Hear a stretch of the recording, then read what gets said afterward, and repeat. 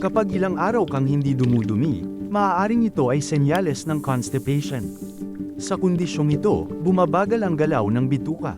Sa loob ng colon, mas maraming tubig ang naa-absorb mula sa dumi. Dahil dito, ito ay nagiging tuyo, matigas, at mahirap ilabas.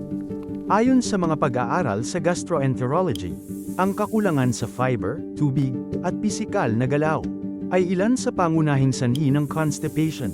May ilang pagkain na maaaring makatulong, at isa sa pinakakilala ay ang prunes o pinatuyong plum. Naglalaman ito ng sorbitol, isang natural compound na humihila ng tubig papunta sa colon, na tumutulong upang lamambat ang dumi. Mayaman din ito sa soluble fiber, na nagpapadagdag ng volume sa dumi, at nagpapasigla sa paggalaw ng bituka. Bukod dito, ang mga phenolic compounds nito ay maaaring makatulong sa pag-activate ng gut motility, ang natural na pag-urong ng intestines. Ngunit mahalagang tandaan, hindi lamang prunes ang solusyon.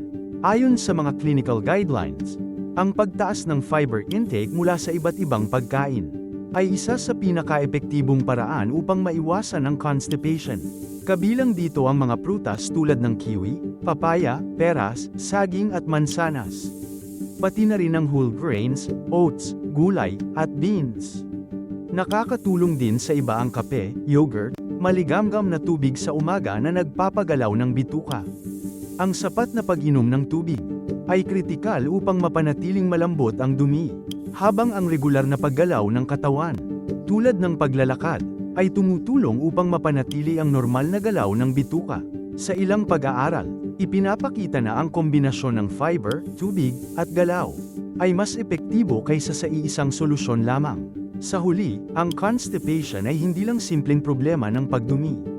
Ito ay resulta ng balanse sa loob ng katawan. Kung ilang linggo na ang constipation o may kasamang dugo at nagdudulot ng matinding sakit sa tiyan, mas mabuting kumonsulta sa doktor. At ang tunay na solusyon ay hindi lamang lakas, kundi tamang nutrisyon, sapat na tubig, at aktibong pamumuhay.